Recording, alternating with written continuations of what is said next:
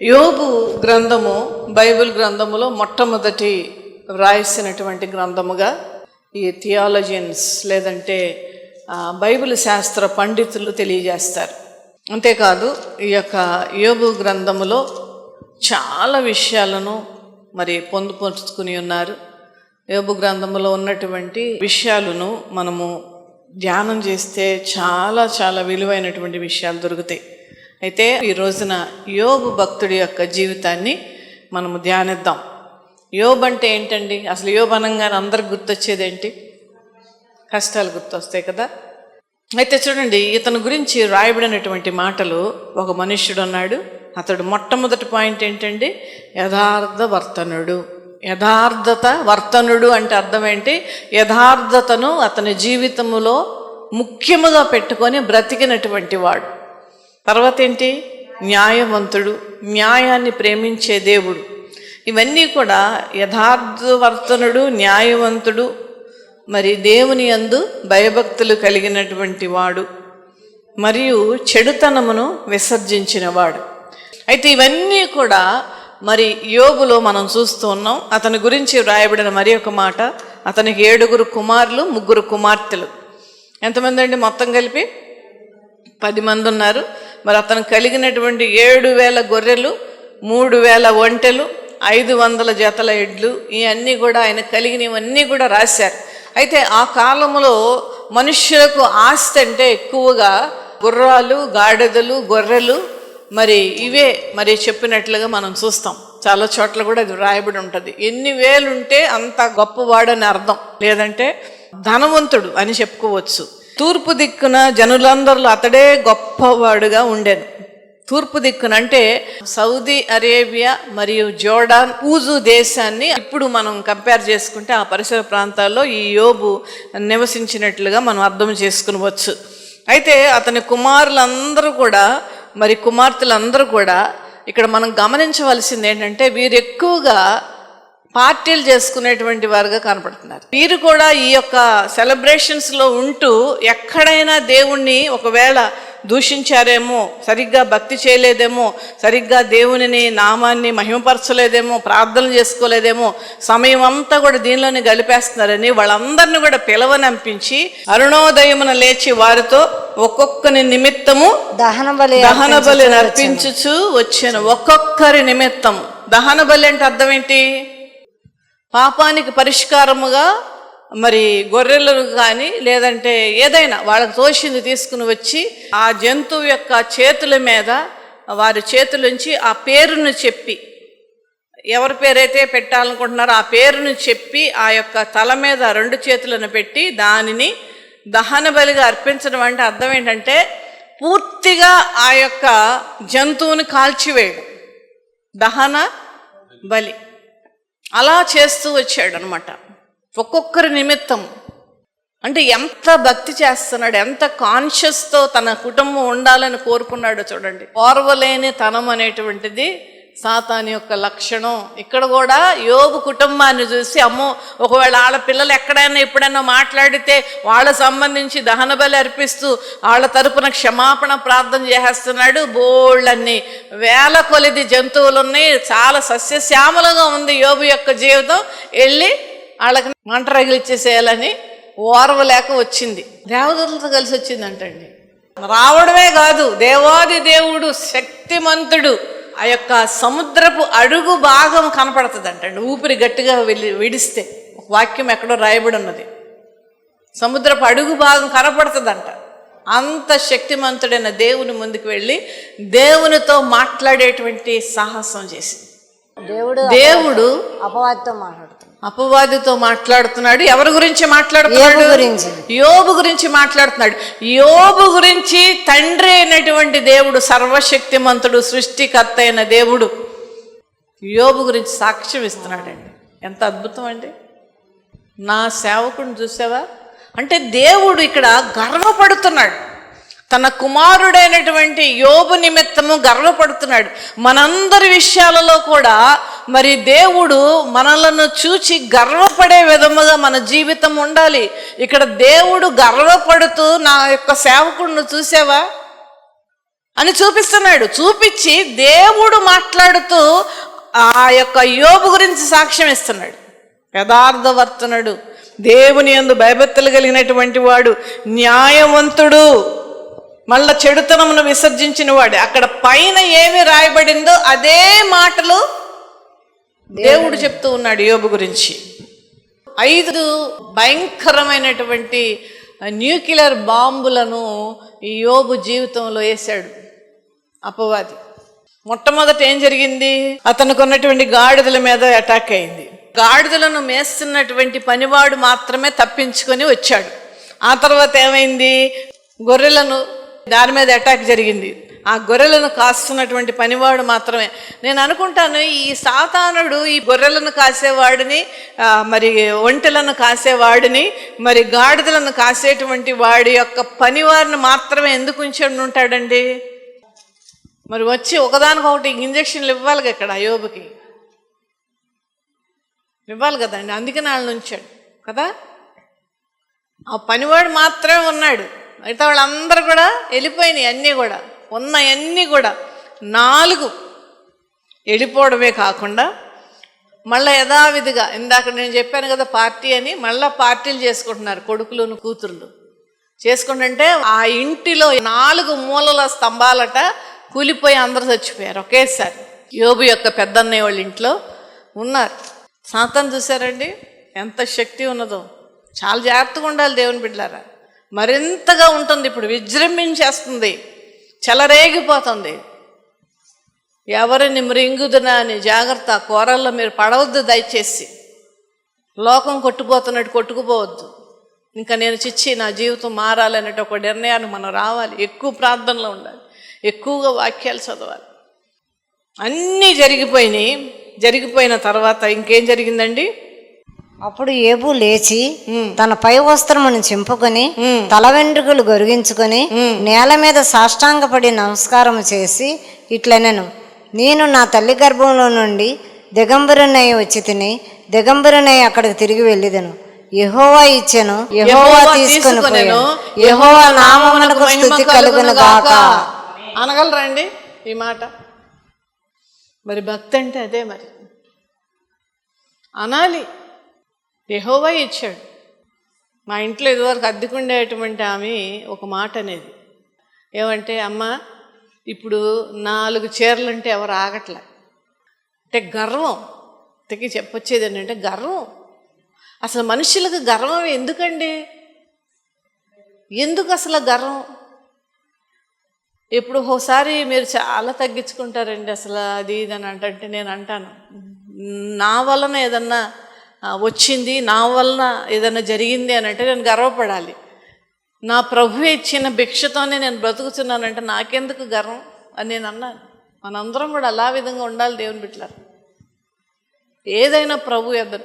మనం తీసుకునే ఊపిరి కూడా ప్రభు ఇచ్చిందే. ఎంత ప్రభువుకు లోబడి మనం ఉండాలండి, ఎంత లోబడి ఉండాలి, ఎంత భయభక్తులు కలిగి ఉండాలి, అంత చేసిన దేవాది దేవుని ఎలా సేవించాలి, మనకిస్తున్న సమయాన్ని మనం ఏ విధంగా ఖర్చు పెడుతున్నాం అనేటువంటి స్పృహలో మనం బ్రతకాలి దేవుని బిడ్డలారా. యెహోవాయే ఇచ్చాడు, నా బిడ్డలను యెహోవా ఇచ్చాడు, నా కొడుకులను నా కూతుర్లను యెహోవా ఇచ్చాడు, నాకున్న ఆస్తిని యెహోవా ఇచ్చాడు, నాకున్న సమస్తమును యెహోవా ఇచ్చాడు. ఆయనే ఇచ్చాడు, ఆయనే తీసుకున్నాడు.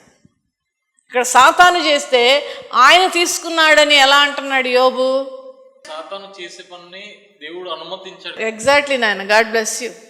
ఇక్కడ నిజముగానే సాతానుకు దేవుడు అనుమతించాడు.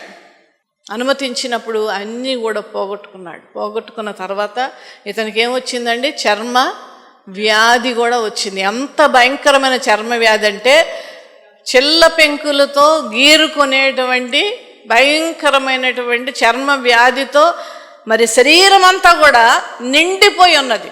బట్టలు కూడా వేసుకోలేనటువంటి పరిస్థితుల్లోనికి వెళ్ళిపోయాడు యోబు. ఎలా బతికాడండి? ఎంత ఆ ప్రదేశ చుట్టుపక్కల ప్రాంతములలో అంత రిచ్ ఫెలో లేడని చెప్పి వాక్యం చెప్తూ ఉన్నది. రోడ్ల మీద ఆల్మోస్ట్ నేకెడ్గా కూర్చొని చిల్ల పెంకులతో తన శరీరాన్ని గీరుకునేటువంటి పరిస్థితుల్లోనికి వెళ్ళాడు. అటువంటి పరిస్థితులలో భార్య ఏం చేసిందండి? నీవు ఇంకను యథార్థతను వదలక ఉందిగా దేవుని దూషించి మరణము కమ్మనని. దేవుణ్ణి దూషించేసి నీ ఇష్టం వచ్చినట్టు తిట్టేసి చచ్చిపోనంది భార్య. ఈ పరిస్థితులలో మరి యోబు ఏం చేశాడండి? మూర్ఖురాలు మాట్లాడినట్లు నువ్వు మాట్లాడుతున్నావు. మనం దేవుని వలన మేలు అనుభవించదమా, కీడును మనం అనుభవింప తగదా అని. కీడును అనుభవింప తగదా? ఎప్పుడైనా దేవుని బిడ్డలారా, నేను ఎప్పుడు చెప్తాను, మళ్ళీ ఇప్పుడు చెప్తున్నాను, నీతిమంతునికి శ్రమలు వస్తున్నాయి. నీతిమంతుడంటే మనం చెప్పుకునే నీతి కాదండి, మనల్ని మన గురించి చెప్పుకునే నీతి కాదు. యోబు భక్తుడి గురించి యోబు రాసినటువంటి మాట కాదు, యోబు గ్రంథకర్త రాసినటువంటి మాటలు కాదు. దేవాది దేవుడు ఆయన కనుదృష్టితో యోబు జీవితాన్ని క్షుణ్ణముగా చూసి దేవాది దేవుడు సాక్ష్యం ఇస్తున్నటువంటి రీతిలో గనక మనము ఉంటే అప్పుడు నీతిమంతులుగా మనం పిలువబడతాం. ఆ నీతిమంతులకి శ్రమ ఎందుకు వస్తుందంటే దేవుడు అనుమతిస్తే వస్తుంది. అనీతిమంతులకు శ్రమలు వస్తాయి. అప్పుడు ఎందుకు వస్తాయి? మన సొంతంగా మనం చేసుకున్నటువంటి వాటి నిమిత్తము శ్రమలు వస్తాయి. దేవుని బిడ్డలారా, జీవించే విధానము చాలా జాగ్రత్తగా ఉండాలండి. జాగ్రత్తగా కుటుంబాన్ని జ్ఞానముతో కట్టుకోండి, భక్తితో కట్టుకోండి, ప్రార్థనతో కట్టుకోండి. ఏం చేయాలో, ఎలా చేయాలి, ఏది అవసరమైనది అనేటువంటి ఒక జ్ఞానముతో మీ జీవితాలను మలుచుకోండి. దేవుని బిడ్డలారా, నడి సముద్రములో మరి ప్రయాణిస్తున్నటువంటి ఓడలాంటిది మన అందరి జీవితాలు. ఆటుపోట్లు ఎలా వస్తున్నాయి, ఎటువైపు నుంచి గాలి వస్తున్నది, ఎటువైపు నడిపించాలనేటువంటి ఒక స్పృహలో మనము బ్రతకాలి. దేవుడే మన యొక్క కుటుంబానికి అధికారిగా, యజమానుడిగా ఉంచుకొని మనము దేవునికి ప్రార్థన చేస్తూ సహాయంతో ముందుకు సాగాలి. దేవుని బిడ్డలారా, యోబు భార్య కూడా ఆ విధముగా అన్నప్పుడు అద్భుతమైనటువంటి మాటను పలుకుతూ ఉన్నాడు. అయితే నీతిమంతునికి వచ్చేటువంటి శ్రమలు దేవుని అనుమతితో వస్తాయి. అనీతిమంతులకి శ్రమలు కలుగుతున్నాయి అనంటే వాళ్ళు చేసినటువంటి వాళ్ళ మాటలు అవనివ్వండి, వాళ్ళ ప్రవర్తన బట్టే అవి వస్తాయి. ఒకవేళ నువ్వు నీతిమంతురాలుగా నీ యొక్క కాన్షియస్ ప్రకారం దేవుని దృష్టిలో నువ్వు ఉన్నావు అని అంటే ఇది దేవుడే అనుమతించాడు, దేవుడే తీసేస్తాడు అనేటువంటి నిరీక్షణతో మీరు బ్రతకండి. ఒకవేళ నేను అనీతిమంతురాలని దేవుని దృష్టిలో అనుకుంటే ఆ శ్రమలు వస్తున్నప్పుడు మిమ్మల్ని మీరు సరిచేసుకోండి. ఈ యొక్క సమయంలో అంటే మధ్యలో చాలా ఉన్నది. అయితే ఈ సమయంలో అంతా కూడా యోబు దేవుని ఎడల నిరీక్షణను విడిచిపెట్టల. ఇంత బాధల్లో కూడా ఒక్కసారే 10 బిడ్డలు చనిపోయారంటే అవునా, తన ఆస్తి అంతా పోయినప్పుడు ఈయన పరిస్థితి ఎలా ఉన్నదంటే నేను అనుకుంటాను ఖచ్చితంగా ఆ యోబు దేవుని ఎడల నిరీక్షణను కలిగి ఉన్నాడు. కొన్నిసార్లు ఆ బాధతో కొన్ని అనరాని మాటలు కొన్నిసార్లు అన్నప్పటికీ కూడా లాస్ట్లో ఏమంటాడంటే నేను ధూళినై ఉండి సర్వశక్తుని దేవునికి నేను ఎదురు తిరిగి నేను మాట్లాడానని పశ్చాత్తాపడ్డాడు. యోబుని చూసి మనం నేర్చుకోవాల్సింది చాలా ఉన్నాయి దేవుని బిడ్డలారా. అయితే అతని యొక్క నిరీక్షణ సిగ్గుపరిచిందా? ఎప్పుడు కూడా దేవుని ఎడలో ఉన్న నిరీక్షణ సిగ్గుపరచదు మనల్ని. వాక్యం చెప్తుంది అది. మనము శ్రమలలో కూడా ఏ విధముగా ఉండాలో యోబు మనకు నేర్పిస్తూ ఉన్నాడు. ఆ శ్రమల గుండా మనం వెళుతూ ఉన్నప్పుడు దేవాది దేవుడు చూస్తున్నాడు. ఆయన సమయంలో నన్ను బాగు చేస్తాడు అనేటువంటిది అన్నీ ఆయన ఇష్టం. ఆయన ఇస్తే ఇచ్చాడు, లేదంటే లేదు, పర్వాలేదు అనేటువంటి ఒక అద్భుతమైనటువంటి విశ్వాసముతో నిరీక్షణతో యోబు బ్రతికాడండి. ఎందుకంటే ఆయనకు వాక్యము బాగా తెలుసు. మన పితరులైనటువంటి వారికి వాక్యాలు బాగా తెలుసండి. ఆ వాక్యాలనే వాళ్ళ హృదయాల్లో ఉంచుకునే వాళ్ళు శ్రమలలో బ్రతికారు. మీరు బైబిల్ గ్రంథంలో ఏ క్యారెక్టర్ చూసుకోండి, సస్యశ్యామలంగా ఉన్నటువంటి క్యారెక్టర్ ఒక్కటైనా మీరు చెప్పగలుగుతారా? ప్రతి వారు కూడా వెళ్ళారు శ్రమల గుండా, ప్రతి వాళ్ళు కూడా వేదన గుండా వెళ్ళారు, రోగాల గుండా వెళ్ళారు. మరణకరమైన రోగాలు చాలామందిని మరి ఇబ్బంది పెట్టినాయి. అయినప్పటికీ వాళ్ళ నిరీక్షణ విశ్వాసమును కోల్పోలా.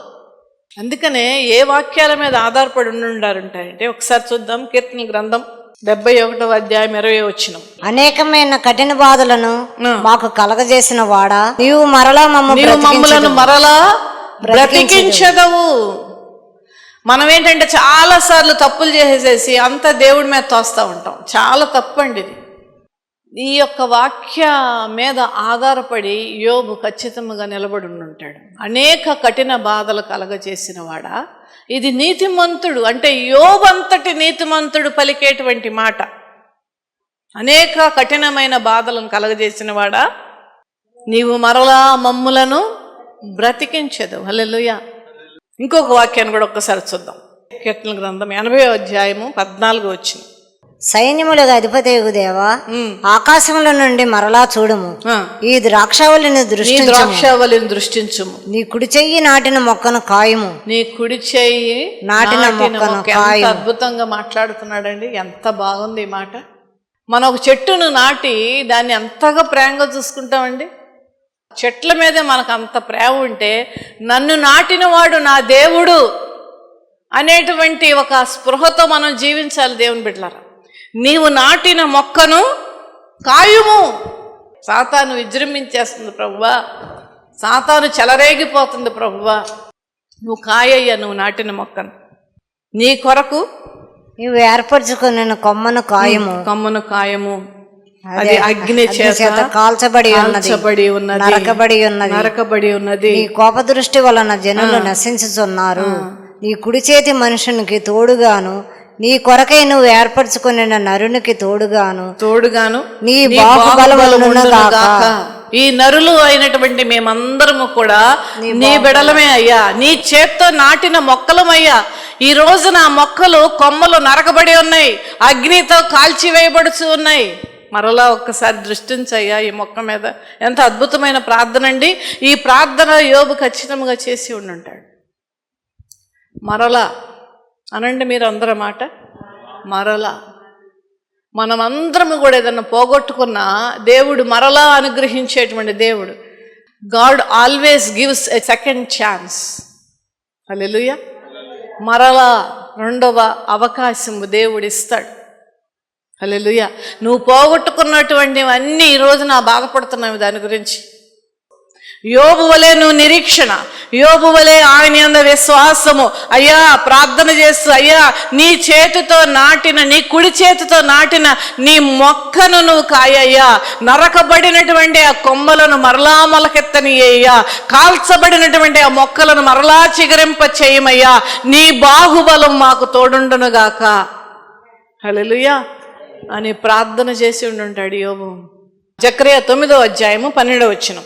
బంధకములలో పడి ఉండి నిరీక్షణ గలవారులారా ఈ కోటను మరలా ప్రవేశించు. బంధకములో పడి ఉన్నాడు యోబు. బంధకాలలో పడి ఉన్నా ఏమి కలిగి ఉన్నాడు? నిరీక్షణ కలిగి ఉన్నాడు. నిరీక్షణ అంటే ఏంటి? నిరీక్షణ అంటే ఏంటి? ఎదురు చూడడం. దేని గురించి ఎదురు చూస్తాం? ఇంకేముంది, ఆ షాప్ మూసేసి ఉంటుంది. చాలామంది అలా మాట్లాడుతుంటారు. అసలు ఏమీ లేకుండా ఇంట్లో కూర్చుని అక్కడ ఏదో జరిగి ట్రైన్ వెళ్ళిపోయి ఉంటుంది, బస్సు దాటిపోయి ఉంటుంది, కారు పంచర్ అయిపోయి ఉంటుంది, గాలిపోయి ఉంటుంది, చేరుకోలేము, మధ్యలో ఎక్కడ వెళ్ళిపోతాం, కాలువలో పెట్టేస్తాం. ఈ రకమైన మాటలు చాలామంది పలుకుతూ ఉంటారండి. తప్పు, అలాంటి మాటలు పలకూడదు. శుభవచనమే మీ నోట నుండాలని దేవుడు చెప్తూ ఉన్నాడు. బంధకములలో ఉండి కూడా నిజమైనటువంటి విశ్వాసులుగా మనం ఏమి కలిగి ఉండాలంటే నిరీక్షణ కలిగి ఉండాలి. నిరీక్షణ అంటే ఏంటంటే మనం ఏం ఆశిస్తున్నామో, మనం ఏం కోరుకుంటున్నామో, దేని గురించి బాధపడుతున్నామో, దేని గురించి నలిగిపోతూ ఉన్నామో, దేని గురించి కన్నీళ్లు గారుస్తున్నామో అది జరుగుతుంది అని అనుకోవడమే నిరీక్షణ. బంధకాలలో ఉండి అంటే మనకి ఇప్పుడు ఏం కావాలండి? నిరీక్షణ కూడా మనకు ఉండాలి. బంధకాల్లో పడి ఉండి నిరీక్షణ కలిగినటువంటి వారముగా మనం ఉంటే నీ కోటను మరలా, కూలిపోయినటువంటి ఆ కోట కింద 10 మంది పిల్లలు శవాలై ఉన్నారు. ఆ కోటలో మరలా ప్రవేశించు. ఆ కోట మరలా దేవుడు ఇచ్చేటువంటిది, తయారు చేసినటువంటిది, సిద్ధపరిచినటువంటిది. దానికి ఒక ఉదాహరణగా సిటీస్లో అయితే మొత్తం మనకి అపార్ట్మెంట్ కట్టేసేసి ఫర్నిచర్ కూడా పెట్టేసేసి అమ్మేటువంటి ఇళ్ళు ఉన్నాయి. జస్ట్ మనం సూట్ కేసు తీసుకుని వెళ్ళటమే. అదే విధముగా దేవుడు మన కొరకు సిద్ధపరిచినటువంటి ఆ స్థలంలో మరలా మళ్ళా చెప్తున్నాను, our God is a God of second chance. Hallelujah. మళ్ళా అవకాశం ఇస్తాడు దేవుడు. ఇచ్చినప్పుడు మనకు కలిగి ఉండవలసింది ఏంటంటే నిరీక్షణ. మరలా ప్రవేశించడి. రెండంతలుగా మీకు మేలు చేసేదనని నేడు నేను మీకు తెలియచేయుచున్నాను. రెండంతల మేలు నేను చేస్తానని దేవుడు వాగ్దానం చేస్తున్నాడు. యోబు ఈ యొక్క వాగ్దానాల మీద నిలబడ్డాడు, బాధను అనుభవిస్తూ, పిల్లలు పోయారనేటువంటి చింతతో అనుభవిస్తూ. రెండంతల మేలు దేవుడిచ్చాడా లేదండి? యోబు గ్రంథం 42:10. మరియు యోబు తన స్నేహితుల నిమిత్తం ప్రార్థన చేసినప్పుడు యెహోవా తన క్షేమస్థితిని మరలా అతనికి దయచేసెను. ఆ క్షేమస్థితి ఏంటి? ఆయనకి వేవేల మంది గొర్రెలున్నాయి, గాడిదలున్నాయి, ఒంటెలున్నాయి, పిల్లలున్నారు, ఆస్తి ఉంది, ఐశ్వర్యం ఉంది, అన్నీ ఉన్నాయి. ఆ క్షేమస్థితిని మరలా, అంతకంటే ముఖ్యముగా ఆయనకున్నటువంటి రోగము పోయినది. ఇంకా ఏం కలిగి ఉన్నాడండి? మరియు యోబునకు పూర్వం కలిగిన దానికంటే రెండంతలు అధికంగా యెహోవా అతనికి దయచేశాడు. మరియు అన్నారంటే అద్భుతం జరుగుతుందని అర్థం. Hallelujah. God wanted to say something. మరియు అంటే అదే అర్థం. పూర్వము కలిగిన దానికంటే రెండంతల అధికముగా యెహోవా అతనికి దయచేశాను. హల్లెలూయా. ఇచ్చేవాడెవరు? తండ్రి అయినటువంటి దేవుడు, యెహోవా దేవుడు. ఇచ్చేవాడు ఆయనే. రెండంతలు ఇచ్చాడా ఇవ్వలేదా? యోబులో మొదటి అధ్యాయములో ఉన్నటువంటి గొర్రెలు, యోబు మొదటి అధ్యాయములో ఉన్నటువంటి ఒంటెలు, యోబు మొదటి గ్రంథములో ఉన్నటువంటి గాడిదల కంటే డబుల్ ఇచ్చాడు. చదవండి, మొదటి అధ్యాయానికి వెళ్ళండి. అతనికి 7,000 గొర్రెలు, 42 చెప్పండి, 14,000 గొర్రెలు, 3,000 ఒంటెలు, మళ్ళా చెప్పండి, 6,000 ఒంటెలు, 500 జతల ఎడ్లు, 1000 జతల ఎడ్లు, 500 ఆడగాడిదలు, 1000 జతల ఆడగాడిదలు. చూసారండి ఎంత అద్భుతం అండి, నిజంగా ఎంత అద్భుతం అండి. రెండంతలు ఇస్తానని వాగ్దానం చేసినట్టు కరెక్ట్గా రెండంతలు ఇచ్చాడు. అయితే పిల్లలు రెండంతలు ఇవ్వాల కదా, మరి రెండంతలు అన్నాడుగా దేవుడు. 10 మందిని పోగొట్టుకున్నాడు యోబు, మళ్ళా 10 మందిని ఇచ్చాడు. ఎందుకంటే ఆ 10 మంది పిల్లలు వేస్ట్, పార్టీలు చేసుకుంటున్నారు. అంటే పార్టీలు తప్పని నేను అంటలేదు, కానీ పార్టీలే బ్రతికేస్తున్నారు కొంతమంది. అప్పులు చేసి పార్టీలు చేసుకునేవాళ్ళు, అప్పులు చేసి రిటర్న్ గిఫ్ట్స్ ఇచ్చేటువంటి వాళ్ళు. ఈ 10 మంది కూడా సెలబ్రేషన్సే. తండ్రి ఒక పక్కన అంత ఇదిగా ప్రార్థన చేస్తూ, భయభక్తులు కలిగి, నీతిమంతుడిగా ఉండి, మరి సజ్జనుడుగా, మరి యథార్థవర్తనుడిగా బ్రతుకుతున్నప్పుడు ఈ యొక్క తండ్రి యొక్క భక్తి ఏమాత్రం పట్టించుకోకుండా ఈ 10 మంది కూడా బ్రతికారు, పార్టీలు చేసుకుంటా. కానీ అంతకంటే మించినటువంటి 10 మందిని దేవుడు ఇచ్చాడు. హల్లెలూయా, హల్లెలూయా. ఎందుకు ఇచ్చాడంటే అంతకుముందు పేరు ఊరు లేదు వీళ్ళకి. పిల్లలు అన్నారు కానీ పేరు ఊరు లేదు. ఇక్కడ పేర్లు రాయబడి ఉన్నాయి చూడండి. అతడు పెద్దదానికి ఎమీమా అనియు, రెండవ దానికి కెజియా అనియు, మూడవ దానికి కెరహంపకు అనియు పేర్లు పెట్టాను. వీళ్ళందరూ కూడా ఈ యొక్క పేర్ల యొక్క అర్థం ఏంటంటే, ఒకటి పావురం అంట. పావురం దేనికి గుర్తండి? పరిశుద్ధతకు గుర్తు. కెజియా అంటే ఆ సినమన్ అంటే దాల్చిన చెక్కలో ఉన్నటువంటి మంచి గుణాలు, ఆ ఫ్రాగ్రెన్స్, ఆ మంచి వాసన కలిగినటువంటి వ్యక్తిగా పేర్లు పెట్టారంటేనే అర్థం అయిపోతుంది వీరి యొక్క జీవితం ఎలా ఉంటుంది. హల్లెలూయా, హల్లెలూయా. అంతకుముందు ఊరు పేరు లేని పిల్లలు, కానీ ఇప్పుడు ఆ పేరుకు సార్థత కలిగినటువంటి పేర్లను యోబు పెట్టుకోవడానికి దేవుడు ఇచ్చాడు. మళ్ళా క్షేమస్థితిని మరలా కలగ చేశాడు. ఇక్కడ కథ మొత్తం మార్చాడండి దేవుడు. స్థిరపరిచాడా, బలపరిచాడా, కోల్పోయినవన్నీ కూడా ఇచ్చాడా? అన్నీ ఇచ్చాడు. హల్లెలూయా, హల్లెలూయా. ఏమైనా చేయగలడు ఆయన. యోబుకి ఏమేం పోయినాయో అన్నీ ఇచ్చాడా లేదండి? అన్నీ ఇచ్చాడు, డబల్ ఇచ్చాడు. ఎంత లెక్కండి దేవునికి. యోబు దగ్గర ఎంత కోల్పోయాడో లెక్క, నేను ఇవ్వాల్సింది యోబుకి ఏంటో కూడా లెక్క దేవునికి. ఎంత అద్భుతముగా, ఎంత క్షుణ్ణముగా తన బిడ్డలైనటువంటి వారిని, తన భక్తులైనటువంటి వారి గురించి దేవుడు ఆలోచిస్తున్నాడు. అది గమనించాడు. ప్రభునామమునకు మహిమ కలుగును గాక. హల్లెలూయా, హల్లెలూయా. కథ మొత్తం మార్చేశాడు. సాతాను ఒకసారి మన జీవితాల్లో వచ్చినప్పటికీ కూడా ఆయన అనుమతి లేకుండా మన యొద్దకు రాదు, కీడు తలపెట్టాలన్నప్పటికీ కూడా.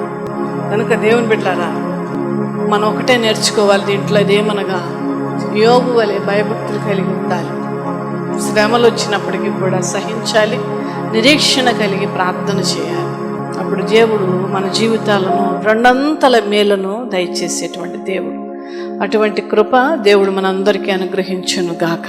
ఆమేన్.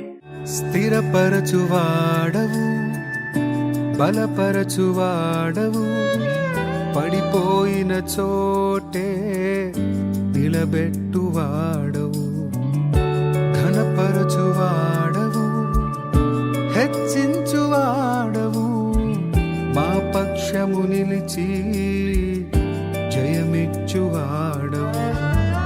స్థిరపరచువాడవు, బలపరచువాడవు, పడిపోయిన చోటే నిలబెట్టువాడవు, ఘనపరచువాడవు, హెచ్చించువాడవు, మా పక్షము నిలిచి జయమిచ్చువాడవు. ఏమైనా చేయగలవు, కథ మొత్తం మార్చగలవు, నీ నామముకే మహిమంతా తెచ్చుకొందు. ఏమైనా చేయగలవు, కథ మొత్తం మార్చగలవు, నీ నామముకే మహిమంతా తెచ్చుకొందు. యేసయ్యా, యేసయ్యా, నీకే నీకే సాధ్యము. యేసయ్యా, యేసయ్యా, నీకే నీకే సాధ్యము. సర్వకృపానిధి మా పరమ కుమ్మరి, నీ చేతిలోనే మా జీవమున్నది. సర్వకృపానిధి మా పరమ కుమ్మరి, నీ చేతిలోనే మా జీవమున్నది. మా దేవా, నీ ఆలోచనలన్నీ ఎంతో గొప్పవి, మా ఊహకు మించిన కార్యములెన్నో జరిగించుచున్నవి. మా దేవా, నీ ఆలోచనలన్నీ ఎంతో గొప్పవి, మా ఊహకు మించిన కార్యములెన్నో జరిగించుచున్నవి.